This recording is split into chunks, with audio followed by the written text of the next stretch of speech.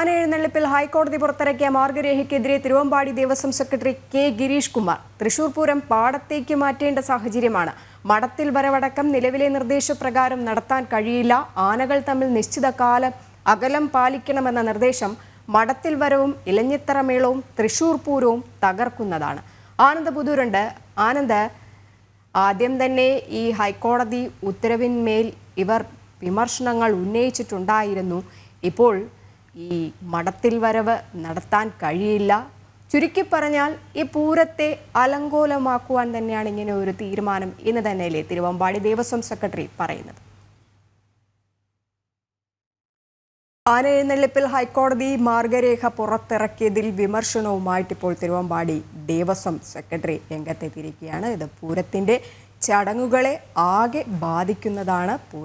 തൃശ്ശൂർ പൂരം പാടത്ത് നടത്തേണ്ടി വരുന്ന ഒരു അവസ്ഥയാണ് ഈ മാർഗരേഖയിൽ ഉള്ളത് എന്നാണ് പറയുന്നത്. മഠത്തിൽ വരവിലടക്കം നിലവിലെ നിർദ്ദേശപ്രകാരം നടത്താൻ കഴിയാത്ത സാഹചര്യമാണ്. ആനകൾ തമ്മിൽ നിശ്ചിത അകലം പാലിക്കണമെന്ന നിർദ്ദേശം ഇലഞ്ഞിത്തറ മേളം അടക്കം ഇതിനെ ബാധിക്കും. മഠത്തിൽ വരവിനെയും ബാധിക്കും. തൃശ്ശൂർ പൂരം തകർക്കാവുന്നതാണ് ഹൈക്കോടതി ഈ ഇറക്കിയ മാർഗരേഖ എന്ന് പറയുന്നത്. തന്നെ ഹൈക്കോടതി നിർദ്ദേശങ്ങൾ എതിർപ്പുമായിട്ടാണ് തിരുവമ്പാടി ദേവസ്വം ബോർഡ് ഇപ്പോൾ രംഗത്തെത്തിയിരിക്കുന്നത്. പൂരത്തിൻ്റെ ചടങ്ങുകളെ സാരമായിട്ട് ബാധിക്കുന്നതാണ് ഹൈക്കോടതി നിർദ്ദേശങ്ങൾ പറയുന്നത് എന്നാണ് ഇപ്പോൾ തിരുവമ്പാടി ദേവസ്വം സെക്രട്ടറി പറയുന്നത്. ആനന്ദ് പുതൂർ ലൈനിലുണ്ട്. ആനന്ദ്, ഹൈക്കോടതി നിർദ്ദേശങ്ങൾ കൃത്യമായ എതിർപ്പ് ആ മാർഗരേഖകൾ കൊണ്ടുവന്നു കഴിഞ്ഞാൽ പൂരത്തെ തകർക്കുമെന്ന് തന്നെയല്ലേ ഗിരീഷ് കുമാർ പറയുന്നത്?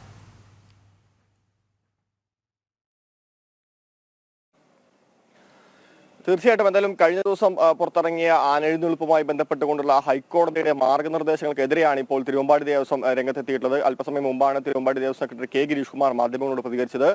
ഈ നിർദ്ദേശങ്ങൾ പ്രായോഗികമല്ല, പ്രത്യേകിച്ച് ഈ ആനയുടെ അടുത്ത് നിന്ന് ആളുകൾ 8 മീറ്റർ അകലം പാലിക്കേണ്ടി വരുമെന്നൊക്കെ പറയുകയാണെങ്കിൽ പൂരം നടത്താൻ കഴിയാത്ത ഒരു സ്ഥിതിയിലേക്കാണ് അത് കൊണ്ടുചെന്നെത്തിക്കുക.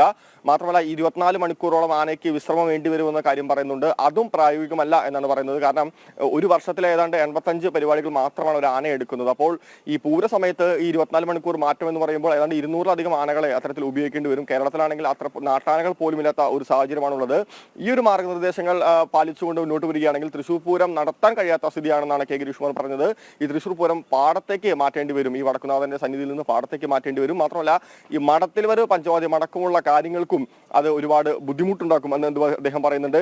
ഈ ആനകൾ തമ്മിലുള്ള നിശ്ചിത അകലം പാലിക്കേണ്ടത് മഠത്തിൽ വരവ് മാത്രമല്ല ഇലഞ്ഞിത്തറ മേളത്തെയും അത് ബാധിക്കും. അതുകൊണ്ട് ഈ സർക്കാർ ഈ ദേവസ്വങ്ങളുടെ ഒരു ഭാഗം കേൾക്കാൻ കോടതി തയ്യാറാവണം. അത്തരത്തിൽ ദേവസ്വത്തിനോട് ആലോചിക്കേണ്ട ഒരു ഘട്ടത്തിലേക്ക് കോടതി എത്തണം. ഈ ഒരു നടപടികൾ അപ്രായോഗികമാണ് എന്ന് തന്നെയാണ് അദ്ദേഹം പറഞ്ഞത്. ഈ ആനകളുടെ ചെലവുകൾ പോലും കണ്ടെത്താൻ കഴിയാത്ത ഒരു സ്ഥിതിയിലേക്കാണ് ഇത്തരം മാർഗനിർദ്ദേശങ്ങൾ നയിക്കുക എന്നും അദ്ദേഹം പറയുന്നുണ്ട്.